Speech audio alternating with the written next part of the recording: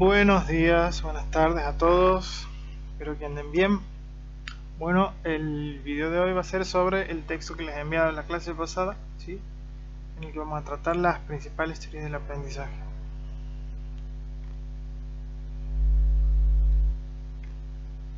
Bien.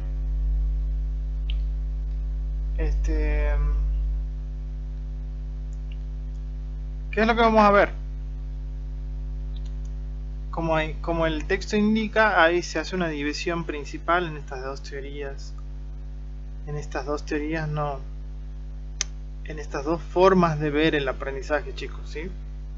Son dos formas de ver el aprendizaje e inclusive podemos decir que es una forma histórica de verlo, porque nos habla de lo más viejo hasta lo más nuevo. ¿Sí? Entonces, arranquemos con lo primero. Habla de teorías asociacionistas de condicionamiento. ¿Sí? La idea de esto es que ustedes se vayan haciendo una guía, una orientación para cómo leer este texto. No es tan complejo, pero por ahí, si no le prestan atención a la estructura general, como yo siempre les digo, presten atención a la estructura general y recién lean, porque si leen separado punto por punto no van a entender nada. Acuérdense que primero estamos hablando de teorías asociacionistas del condicionamiento. Empezamos por un lado, ¿sí?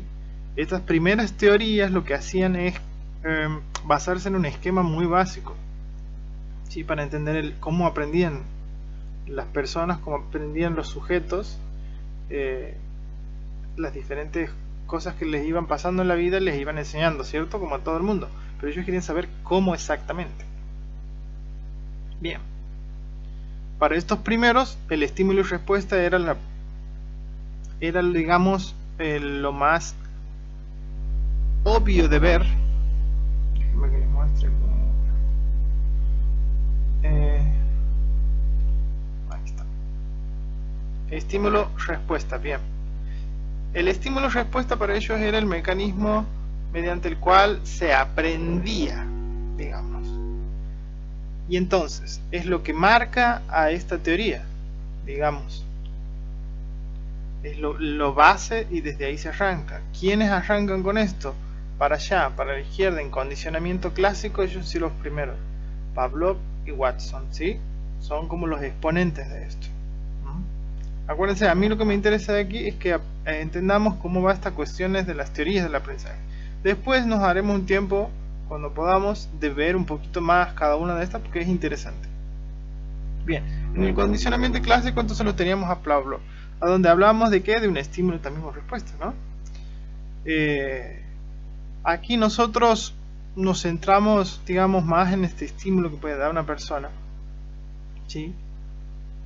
Por ejemplo, Pavlov se ha hecho conocido por sus experimentos con los perros de la salivación, de por qué se babeaba un perro. Si ustedes lo buscan les voy a poner unos links de unos videos para que vean ejemplos del condicionamiento clásico, y cómo inclusive hasta se podría decir que algunas publicidades buscan este condicionamiento clásico o más tendiendo al condicionamiento operante. Ya vamos a ver ejemplos.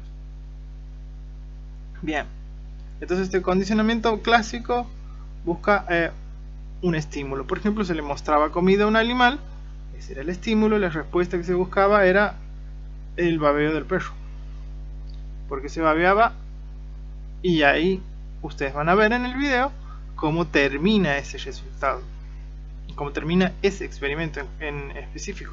Pero quiero que empiecen a notar este esquema de que hay un estímulo que le sigue a una respuesta, ¿sí? Entonces ellos que se dan cuenta que hay una variable en todo esto, para ellos es que el estímulo va a generar una respuesta. Por más simple que parezca, en esa época era muy importante darse cuenta de eso. El condicionamiento operante en este caso es un poquito más complejo, ¿sí? Porque lo que se busca es una conducta, y a esa conducta nosotros las reforzamos, ¿sí? Y cuando esa conducta que nosotros estábamos buscando no es la que queríamos, directamente castigamos una conducta que no sea la que nos llame la atención o la que estamos buscando, ¿sí? Y se produce el castigo. ¿sí? Condicionamiento operante, si ustedes sacan 10 seguramente van a tener beneficios de cierta forma, o no, ¿sí?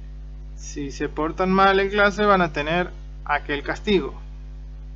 Si no lo hacen, obviamente no. Entonces son formas de condicionamiento operante que nosotros podemos ver un montón de ejemplos, ¿sí? Bueno, buscamos, en una mostramos estímulo y en esta otra mostramos se le da más preponderancia a las conductas. Eso como para que tengan una idea así muy general, ¿no?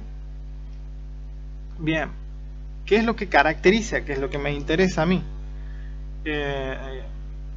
Lo que caracteriza a todas estas teorías son que se apunta a un proceso más cerrado, digamos. Nosotros hacemos esto de esta forma y debería darnos este resultado. Por eso se dice proceso mecánico. ¿Por qué? Porque hay una repetición de estos estímulos para que esa conducta aparezca de nuevo, ¿sí?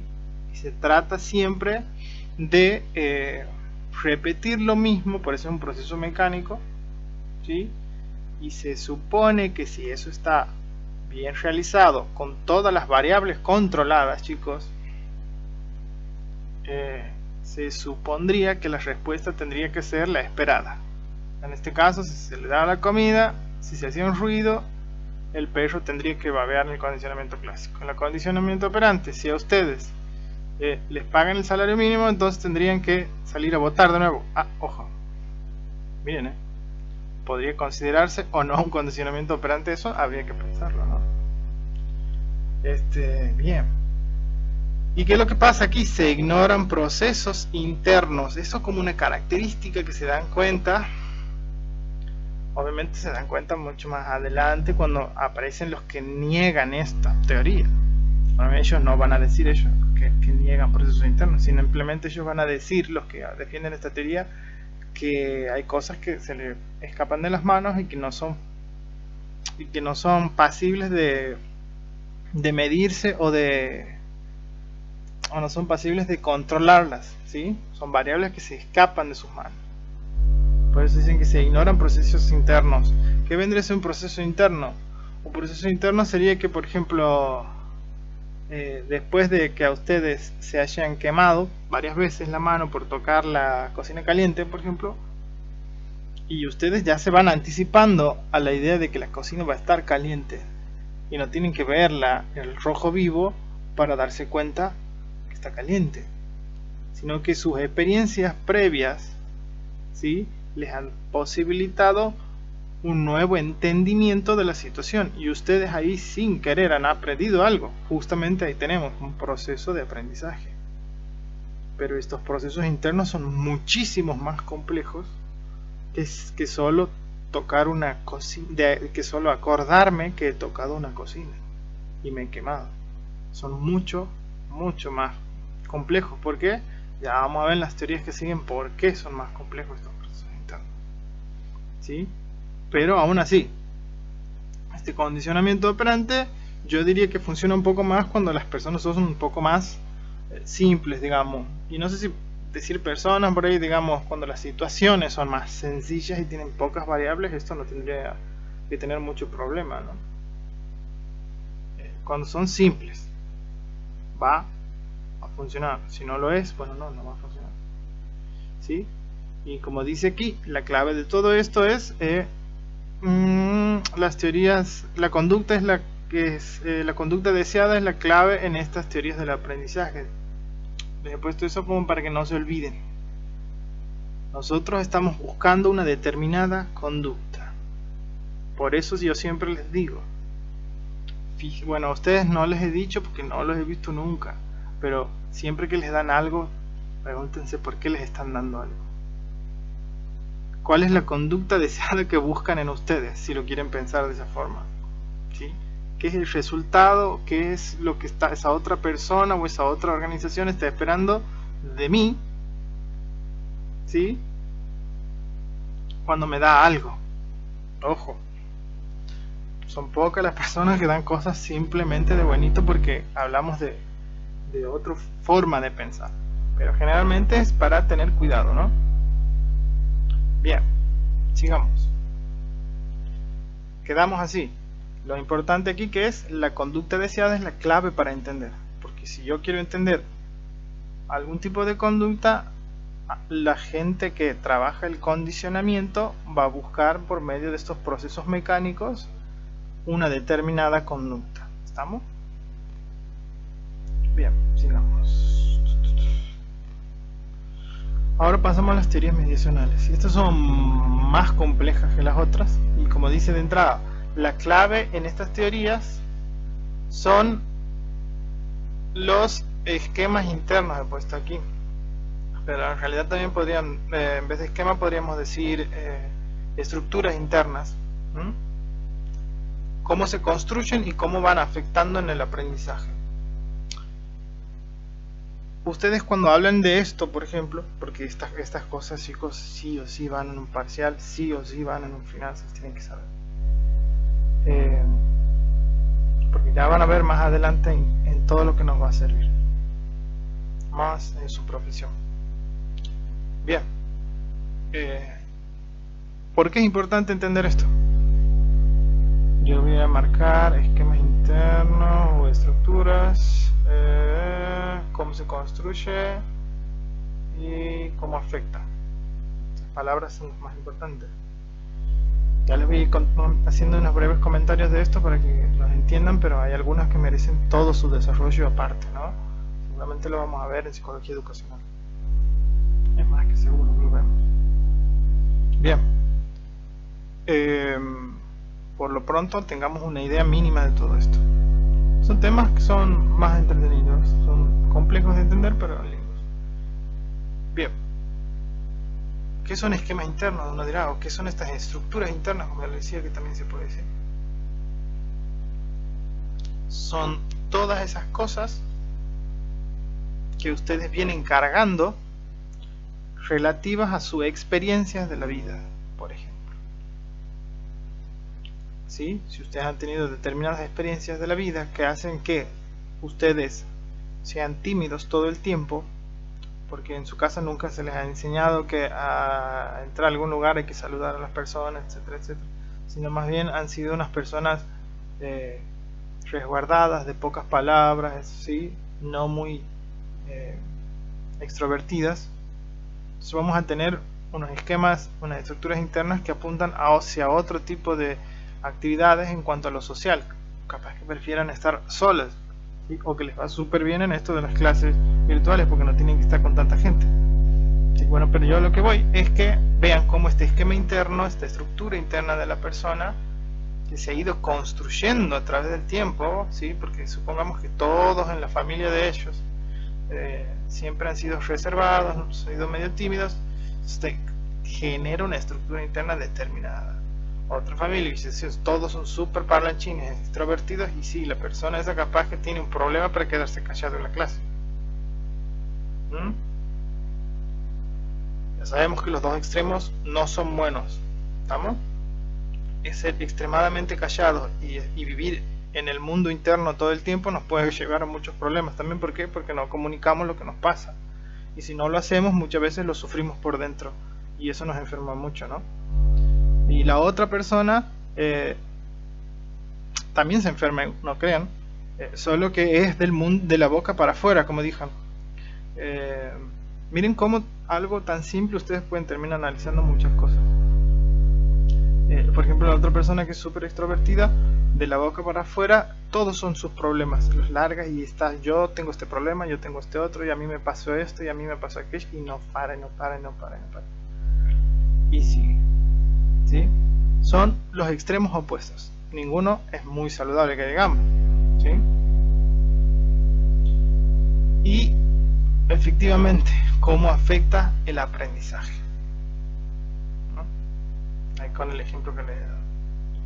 Entonces, volviendo a estas teorías mediacionales, vamos a ponerla, no es que ninguna sea más importante que la otra, solo que bueno, he puesto esta aquí porque ya la tenía aquí a la mano y le he puesto Gestalt. La Gestalt. Bueno, aquí abajo he puesto a los autores más representativos de cada una, ¿no? Pero dentro de la Gestalt, ¿qué es lo que les tendría que quedar, digamos? Eso puedan anotarlo, lo mismo está en el texto, como yo les digo, esto es una guía para que ustedes lo vean tranquilo. y el texto no les sea tan complicado de entender. La Gestalt, ¿qué es lo que hace? Da mayor importancia al todo más que a sus partes. Dicho en criollo, es más importante el equipo que los jugadores. ¿Está claro? Así, de una. Para nosotros es más importante de la Gestalt el equipo que los jugadores. ¿Está? Si nosotros tenemos un equipo de 30 personas, justo se nos enferma 2, 3, y bueno, nosotros lo que nos importa es la salud del equipo, que el equipo esté bien. ¿Sí?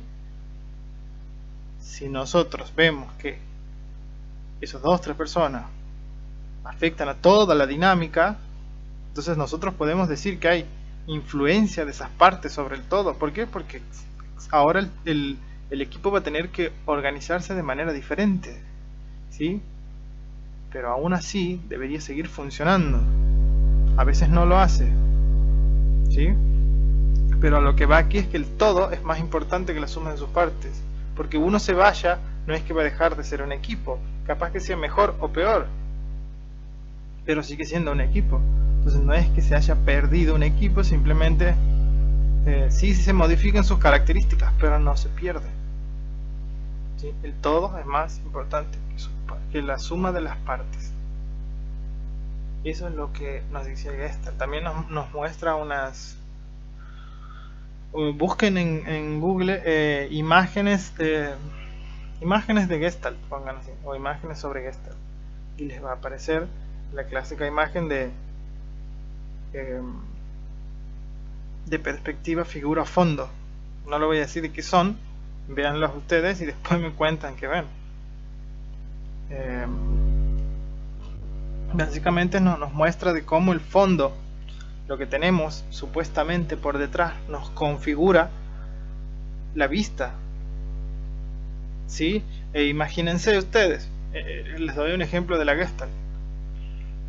Muchas veces el fondo el trasfondo, lo que está por detrás, nos lleva a ver otras cosas. Vamos a aplicar esto en un ejemplo de la vida real. Ustedes están súper enamoradas, sin querer queriendo, digamos, y el tipo es genial, o la chica es genial, pero sinceramente en papeles ustedes no saben nada. Ni siquiera saben si ha salido de la cárcel hace un mes. No saben nada, pero ustedes ya han puesto 10.000 rosas arriba de quién sabe qué. ¿Todo por qué? Porque el trasfondo de ustedes está centrado en ver, por ejemplo, que haya sido linda, o porque ese día se ha puesto una campera que a ustedes les gustaba el año pasado y no la han podido comprar, o cosas así. O sea, ustedes lo que han hecho es proyectar a lo que a ustedes les encantaba todas sus experiencias, cuando en realidad la chica o el chico ni siquiera pensó en ustedes a la hora de comprarse la campera, o ni siquiera sabía que existían, pero ustedes ya han llenado de rosas a algo que capaz no tiene nada que ver con rosas. ¿Sí? Entonces nuestra percepción de esa persona que tiene una realidad diferente a la nuestra no significa que sea malo ni bueno, pero tengamos cuidado cuando nosotros ponemos nuestros deseos arriba de otras cosas, porque modificamos absolutamente toda la realidad por decir que nos gusta algo o alguien. Ese es un ejemplo, ¿ves? El todo es más que las sumas de sus partes. Porque si nosotros analizásemos más tranquilamente, sacando nuestras ganas de por medio, capaz que podemos ver, no, pará, este chico yo lo conozco de aquí, de allá, no, este es un desgraciado. Entonces se salvan de un lío y de evitar endiosar cosas que están lejos de ser algo cercano a los dioses. Háganse un favor. Pasemos a la genético-cognitiva, Jean Piaget. Él, por ejemplo, habla del desarrollo, y eso lo vamos a ver. Piaget es muy, muy, muy importante. Psicología del desarrollo, y entonces nos va a contar de cómo, básicamente, como dice la palabra, nos desarrollamos desde los 0 hasta los 14, 15 años, que obtenemos la capacidad de tener, según Piaget, algunos antes, otros, sí, algunos antes y otros un poco más tarde, de tener un pensamiento concreto y abstracto hasta esa edad, entrando a la adolescencia, como ustedes verán, 12, 13, 14 años. Y empieza desde los cero contándonos cómo somos nosotros seres de estímulos que necesitamos que nos vayan ayudando, etcétera, etcétera, y cómo nos vamos desarrollando y cómo vamos conociendo el mundo a través de la boca cuando uno es bebé, por eso el bebé se mete muchas cosas en la boca, y así sucesivamente. Jean Piaget, ¿sí? Eso se llama estructuralismo y él lo va dividiendo por etapas al desarrollo. Esa es la genética cognitiva, ¿no? No tiene tanta complejidad de estudiar, ¿sí? Obviamente para hoy en día Jean Piaget sigue siendo muy importante, pero bueno, las etapas que él describe ya para su entonces, capaz que para hoy quedan un poquito desfasadas, ¿no? No es que estén mal, nada que ver, pero sí algunas ya han quedado un poco desfasadas porque los procesos de aprendizaje se han acelerado mucho, ¿no? Hoy tenemos chicos de 3 años usando tablets, que tampoco está tan bueno eso. Sí, ayudan en algunas cosas, pero después desfavorecen muchas otras. Vamos a otra que es muy importante para ustedes. Esta se la tienen que saber muy bien. Les va a salvar de muchas. Que es el aprendizaje significativo. El aprendizaje significativo lo que hace, lo que vemos ahí es cómo nosotros vamos a aprender algo, cómo aprendemos, mejor dicho, las cosas cuando éstas poseen cierto contenido y que el contenido ese tenga que ser algo lógico, o sea, que esté bien ordenado y bien presentado, y que además nosotros, para nosotros, digamos, tenga algún tipo de, como dice ahí, significatividad, o sea, que tenga algo de sentido para nosotros, lo que estamos aprendiendo. Yo por eso siempre digo, acuérdense el esquema del de la primera de las primeras clases de pedagogía. El esquema ese les va a ayudar a organizar todo a que tenga significado. ¿Sí? El aprendizaje significativo es muy importante porque nos va a dar una pauta. Si nosotros lo analizamos, lo que hacemos a partir del aprendizaje significativo nos da pautas de qué estamos haciendo bien y qué estamos haciendo mal. Capaz que nosotros queremos que los chicos aprendan, pero estamos dando conocimientos sueltos y no hay una lógica por detrás, ¿sí? O hay una lógica que no está bien organizada y capaz hay que modificar eso. Aunque está también la otra parte, en el aprendizaje significativo también se considera que uno le tiene que poner un poco de actitud a esto, de ganas. ¿Qué pasa si yo les doy un cupo para estudiar ingeniería en computación en Harvard a cualquiera, pero no le gusta? Nadie va a decir que en Harvard no están dando buen material, en una de las mejores universidades del mundo. Pero ¿qué es lo que pasa? Nunca se va a dar ese aprendizaje significativo. ¿Por qué? Porque no va a haber ganas de parte del otro. ¿Sí? El aprendizaje significativo nos trata de enseñarnos cómo ocurre esto de que si se junta una información que está correctamente expresada junto con una significatividad, se produce esto, el aprendizaje significativo. ¿Sí? La psicología dialéctica. Bueno, ahí tienen esos autores que bueno, Vygotsky es uno de los más importantes, sí, ha marcado mucho. Ellos lo que hacen es, hablan de que no solo se trata de un desarrollo genético y de cómo uno se va desarrollando biológicamente, sino que ellos agregan otras condiciones para que esto pase. Tiene que ser, como dice una parte, ellos no solo se trata del desarrollo genético que ya viene de fábrica de cada uno de nosotros, ¿sí? Sino que también tienen que ver las experiencias con las cuales nos vamos formando y en el contexto histórico en las que se dan, ¿sí? Por eso yo ponía al principio, volviendo de nuevo al esquema principal de pedagogía, que el hecho educativo es complejo. ¿Por qué? Por todas las cosas que ya le habíamos mencionado. Pero aquí podemos ver que desde la dialéctica ellos apuntan de nuevo a esto, a que no es únicamente, yo soy, porque ya ustedes han crecido y ya son grandes en edad y en pensamiento, significa que ustedes van a aprender. No, significa que ustedes van a aprender en la medida de que hayan sido posibilitados en sus experiencias, ¿sí? Más el estado biológico. Por ejemplo, yo no puedo hablar de intentar enseñar si ninguno de ustedes ha comido durante 3 días. Tenemos una necesidad básica ahí insatisfecha. O si han estado comiendo mal también, van a intentar aprender y realmente les va a costar más que alguien que ha tenido una alimentación balanceada, digamos. ¿Sí? Eso tomando en cuenta la parte biológica. ¿Sí? Pero por ejemplo, si ustedes están tratando de aprender en un contexto en los que ni siquiera podemos tocar un libro, no se nos acerca un libro, no nos dejan leer cosas, la información que nos dan únicamente viene de una sola fuente, bueno, ahí también nos están a nosotros privando de ciertas cosas que por más que tengamos la mejor alimentación del mundo, la persona esté súper lista y con ganas de aprender, no va a tener los medios. ¿Por qué? Porque se le están ocultando, por darles un ejemplo. Entonces la dialéctica va a considerar más factores. Como les digo, no solo es lo biológico, sino que también tiene que ver el contexto histórico y las experiencias que uno tiene. Y cómo eso nos va marcando, ¿no?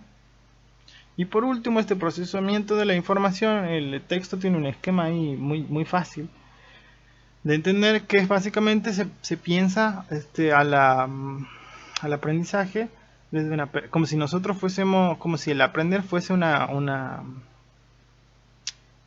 como si el aprender fuese como un sistema de computación, sistema informático, dice ahí, en el cual tiene un punto de entrada, un procesamiento, tiene un buffer de memoria, dependiendo de ese tipo de memoria que tenga, la información se va a procesar de diversas maneras, ¿sí?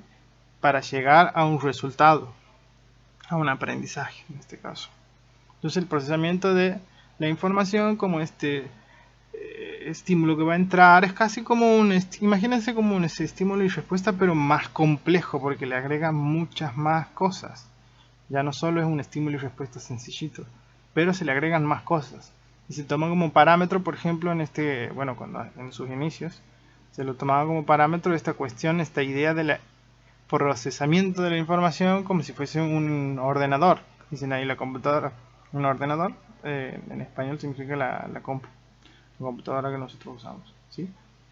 No hay mucho más ciencia sobre esto del procesamiento de la información. Si tienen alguna duda, ya saben, me hablan, que tenemos los 2 canales de comunicación, ¿sí? Espero que anden bien. Chao, chao.